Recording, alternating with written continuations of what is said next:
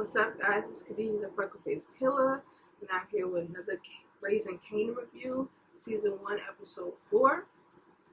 Okay, so we just want to get right into it. This episode starts off with Unique and his crew chasing Trey G down the stairwell. He was the guy from the last episode that was in the car singing that Paula Abdul song when they was doing the drug transaction. So, once they caught up to him, they tortured him because he was getting high during the transaction. He's, yelling like, I didn't tell, I didn't say nothing.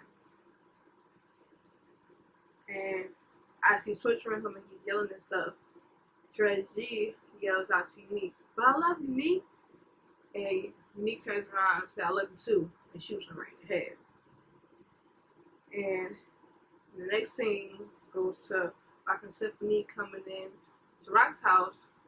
It's just coming back from a date. But Kanan cooks for her because he cooked spaghetti for her because it was day night that he usually cooks for them. So they come in acting like they just come from a date, like they hungry still or whatever. And then when they start eating the spaghetti, Symphony gets just laying it on thick, like, this sauce is banging, it's bananas. I buy this at the restaurant, Kanan. This is good. This is grade A. And I'm just like, he's laying it on thick. Damn, like, you kidding? Like, it probably couldn't be that damn good. And Juke's at her girlfriend's house. The white girl, I can't think of her name right now. The white girl at the house. They playing around the room, tussling all on each other. And then her mom just busts in the room like, what's up with all that noise? And I can hear it downstairs. And they hurry up and like get away from each other. Meanwhile, the video that they made at the mall, the single video is on. And both the white girl's parents, Jude's girlfriend, is just watching the video. And they're like, wow, Jude, well, Laverne, this is great. You guys sound great together. Like, whoa. And Jude was like, your parents seem cool. He said, I'm cool. He said, yeah, they do seem cool, but, not about everything. So I'm going to just assume probably about her being maybe gay or something, or I don't know. And then we transition to Marvin and Tony fucking. Now, Marvin, he looked like he was doing a great job fucking.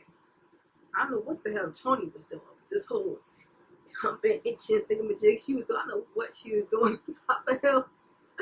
Now, Marvin looked like he was kind of doing his thing. He like, that was good, right? Yeah, that's what I do. And then when they get done, Tony trying to cuddle up with him like, bro, I just fucked you. I can't cuddle up with you.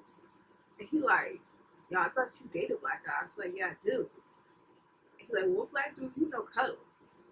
It's the 90s. He a street dude. He's the one that hit and quit. He don't want to get all mushy and shit. So he's like, what the fuck is wrong with you? Like, what's up? Like, yeah, I dated black guys. He's like, wait, he now. Like, he just starts going off saying a whole bunch of random shit. So, he noticed that the dog didn't have no dog food. It's like, yeah, I ran out yesterday. And he looked at her and said, oh, but you ate, right? How come you ain't feed them? And she like, look, I like you, but, I don't want to end this before it started. And she like, and Marvin's like, how you going to end something that didn't even start yet? He was like, LT's coming with me. She said, how you going to take the dog back? It was a gift. You gave it to me. He was like, I gave you this dick. You want me to leave that behind too? It was so funny. So I gave you this dick. You want me to leave that behind too? Then he take the dog. He put his coat and his shirt back on. All his clothes back on. Leave out the dog like he fucking Wesley Snipes in New Jack City or some shit. That whole scene with the dog and the shirt, the whole shit like New Jack City. He would have had all black and turtleneck. It would have like New Jack City. We had some silk shirt with the damn dog and shit. I'm like, what the fuck?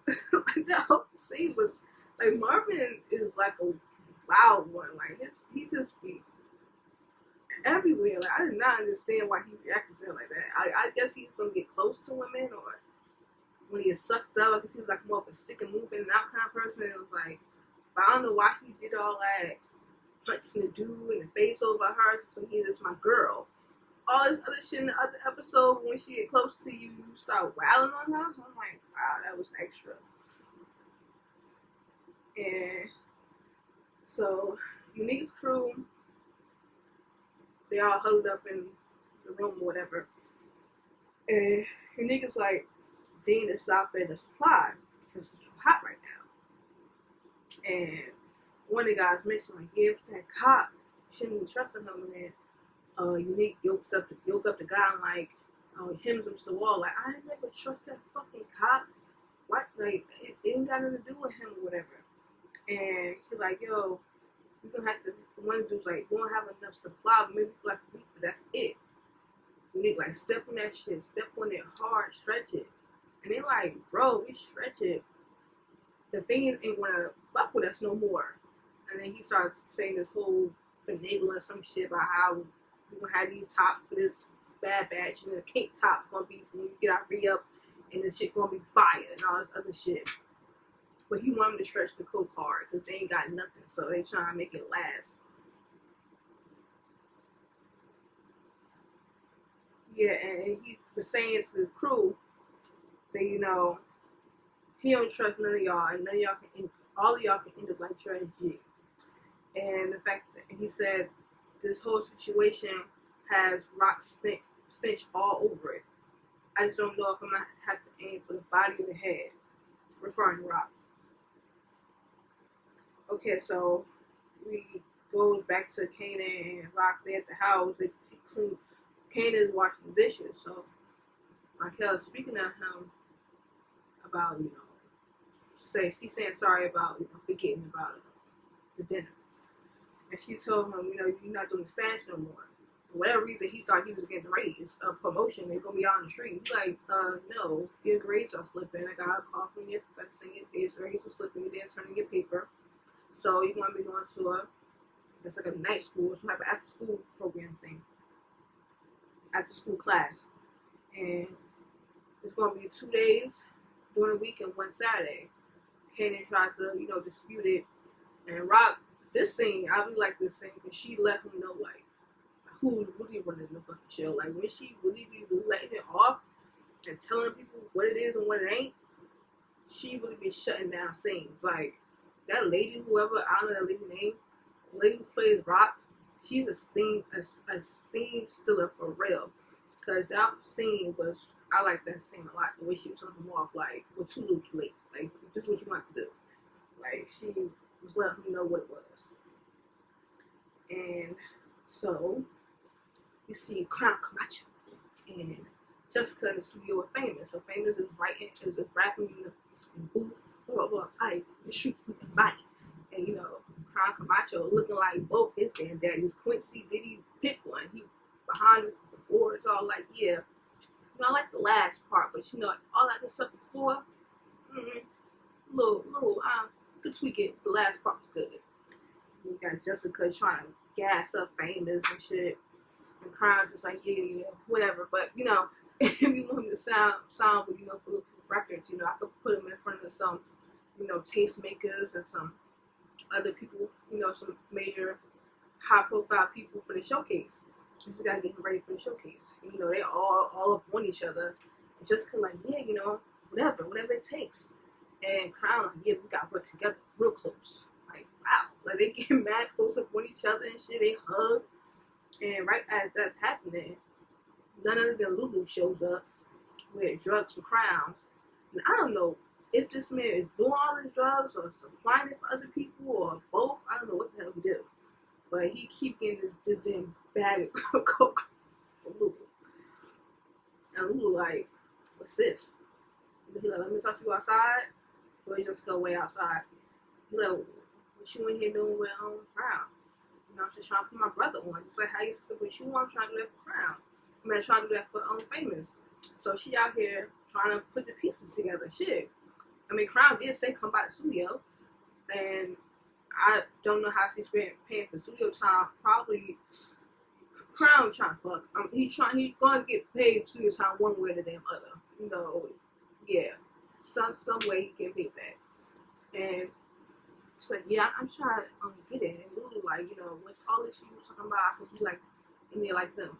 She's like, yeah, but I'm not gonna wait for you. Like, you know, I'm trying to get things strike where the iron's hot. Like, I'm not about to wait for you. And he like, oh, so you on Crown Time? And she like, no, I'm on my time. You know, like, bro, like, either get with it or get lost or whatever. They want to kiss her, and then she go back inside. Your ass is sneaky. Yeah, she a little sneaky one because she didn't even let him know nothing.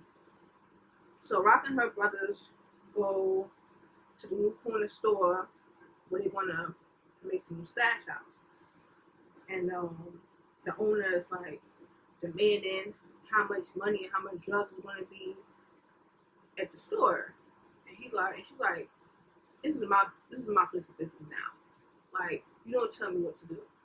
And so she shut his ass the fuck down. Like, straight shut him down. Don't ever tell me what to do. This is my establishment now.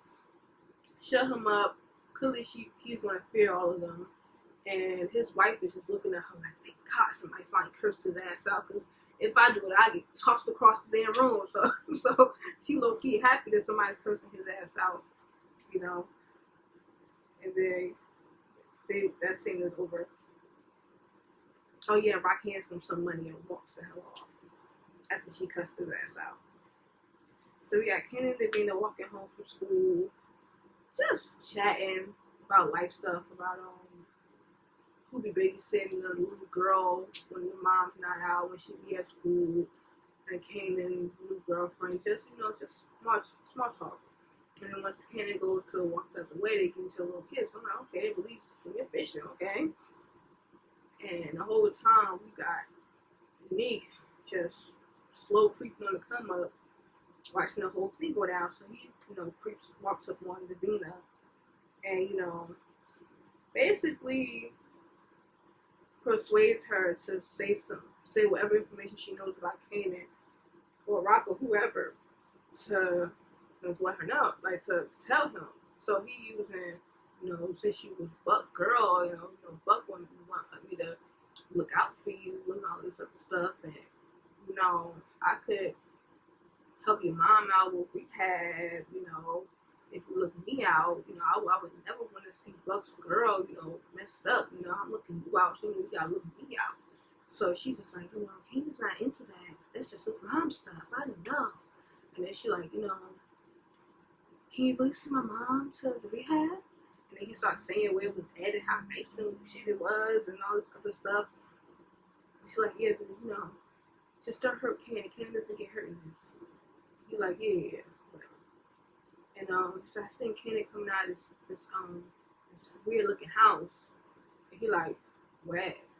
And switch scenes.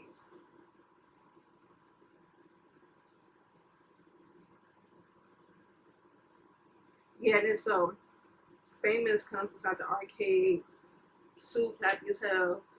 You know, so he's telling Juke and Kanan, you know, I'm about to make a showcase, you know, with Crown and Bulletproof Records and all this other stuff. And my sister got the hookup. And then he's telling Jukebox, like, yo, Lulu knows him and all this other stuff. Like, that's, you know, you just hurry up and get your demo together and everything.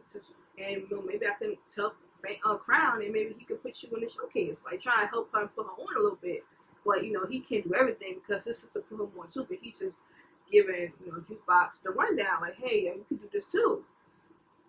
Which she really can, because she has like direct, like, fucking right is right there. It's so crazy how she can get it, but they're making it harder for her. You know, they're not giving her no handouts. Like, so she storms off, and then Famous like, yo, what's good? Like, why she mad? Hey, like, bro, she been hustling up money for studio time, stealing and shit, while you just stumble upon studio time. And Kanan runs up behind Jukebox and like, yo, good? He like, yo, how the fuck Famous get studio time? And I know I'm over here stealing and doing all this shit for weeks and I don't get nothing. So, you know, she's pissed.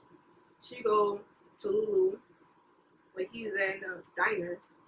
She's like, why you can't put your niece on? Like, why can't you go tell Crown about trying to give me some studio time at the showcase? And he like, I'm not asking for no favors. And she's like, cool. He like, well, I will give you the money, but you know how your father is, you know, she gonna be like, he gonna be like, that's my daughter, why you give her money? She gotta work for it. Like she's been doing so, because obviously her father does not give her no damn money if she gotta be out here stealing fucking coats to make studio time money. Meanwhile, they have money. Like, this shit is crazy. But she out here stealing. That shit just throws me. And so Lulu is like, yo, you ate? She like, yo. She like, I gotta go. He give her a piece of his sandwich and like, make sure you eat. So I guess that's trying to show I feel like they're trying for us as the watcher to see Lulu in the light of he's caring, he cares about his family, he's still a killer, he still has other dreams, aspirations, and stuff like that. He's much different from his brother. Like they definitely showing the different dynamic. Like each sibling is different. Like none of them are similar. Like for real, like they all are very different. Although him and Rock seems somewhat on the same page, but they're all on the same page, but they all are very different personalities. And so Jukebox leaves the diner that Lulu was at. So she goes and the payphone, calls her stealing buddies, and like, yo, you know, I just need backup. They're the only people that's selling suicides in the area. I just need somebody to come with me as a backup. That's it. So they obviously tell her no, but she started cursing them out on the phone. And so she wound up busting move on her own. She successfully gets the code. But as she's running down the street, she thinks she's good. Then the security dude, boom, just, you know, rushes her and, you know, hits her up. She's like, get the fuck off me, get off me. So he stopped and looked at her. He remembers that she was the one that saved him from getting his ass whooped in the last episode when that guy was going way too far, beating him up. And she stopped him. So the security guard dude was like, all right, now we even. But don't come back here again. You know, so he let her go with the coat. But she wound up giving it to her girlfriend, so it was like, you just stole the coat. I guess he felt as if, damn, like, I almost lost mad shit over this coat. This for studio time, you know, basically, rushing, letting my emotions get the best of me. So when he wound up giving her a pass, I guess she was like, fuck it. I might just get as close to this girl and not even try to sell it. You know, I'm already caught off the hook. You know, this is a sign. Let me just not even sell this one. Or whatever. So Marvin goes to Scrappy house so that Scrappy can help them move the stash from the old stash house into the new bodega. Scrappy is all fucked up. Like, he clearly looks sick. You know, he's like, oh, I ate some bad kung pao chicken. Marvin is still like, nigga, let's go and go to the spot. Do what you gotta do. Like, nigga, this toilet's at the stash. He like, nigga, I ain't going nowhere. I'm fucked up. Like, I'm sick. Like, I'm not going nowhere. So he closes the door and he leaves. So Marvin like, fuck. So he wound up finding Kanan walking down the street. He found them. He like, well, Kanan, get in. You know, I'm trying to put in these reps. I need you to help me with the stash. And he like, well, I'm gonna say. He pulled Water Boy. Oh my God! All I heard was, but my mom said, but my mama said, but my mama said, I can go to the stash house. Marvin like, right, just to help me move the weight. That's it. You want me in and out. But my mom said, I gotta go to training after school. I gotta go to tutor after school. But my mama said, I can't do like this. Nigga turned straight into the Water Boy. That's all I heard. But my mama said. Kanan made it clear that his mama said he can't be at the motherfucking stash house. And you still making him go to the stash house, Marvin. You keep putting this boy in trouble. Keep hiding shit. Keep the secrets. Oh my God. Marvin get himself in a world of hurt fucking with Rock. For real. And I'm just like, damn, y'all ain't got, is Scrap the only person that know about the stash house? Because Scrap and Kanan, I know you can't let too many motherfuckers know about the Sash House, even people think it's true. But is Scrap the only person that y'all could have found to move drugs? And like, well, Kanan was the only person that you could have found to help you move that? Like, bro, I would have did that shit 1,000 times by myself or rented some bigger truck to get that shit done in one swipe. Like, come on. And then, so, Kanan wound up doing it, helping him out. So they packing shit up. You know, the car is only but so big, so they put like half of it in there. Marvin shoots back to the bodega, drops everything off. The damn owner is hassling him like, how much more stuff you got? How much more? And Marvin is like, don't worry about it. Walks off with some dogs, with some can of dog food, walks away. Gets back to the Stash House, and he notices that he's being robbed. So he wound up ramming his car into the back of the truck. And the truck rides off with the product in the truck. But when he goes inside the Stash House, he still sees one guy in there holding the gun up to Ken's head. And, you know, he like, yo, you know whose son that is? Like, I don't give a fuck. And then Marvin shoots him, like he got distracted, so he shoots him. And then he shoots him again in the head. And Kanan wound up throwing up. And he like, fuck. Got him clean this shit up. And like, he's like, when you go back, when you clean up, go home, don't see nothing, go straight home. And don't see him with shit. He's like, I'm going to kill me if she find out I'm here. So she ain't going to find out. She's going to find out. So, Rocky's trying to get apartments in a project building. And she's trying to get one stacked on top together. She wants 2 units in housing projects. She wants one on top of each other in the housing project. Now, I think I've seen that in another movie or another show. It's a reason why they do that. It's basically to use it as like a funnel. Like you can easily get from one place to the next place. What they're going to probably wind up doing is either using a fire escape to get from one place to the next place, or building something like digging into some shit and being able to get from top to bottom, like in case cops or whatever. That's probably what it's going to want to be. That's probably why she won't want over top the over top of each other. I don't know why I've seen that from. It's probably some drug movie I was watching, a drug show. But that's not the first time I've seen that. They usually do stuff like that as when you're on top of another. So she basically bribes the property manager with money because he said he had no available apartments. But some way, somehow, he done found something maybe on the 7th floor once he's seen that money. So Rock usually gets what she wants when she starts flashing her money. She don't come out and get robbed one day. Or flashing her damn money. And okay, so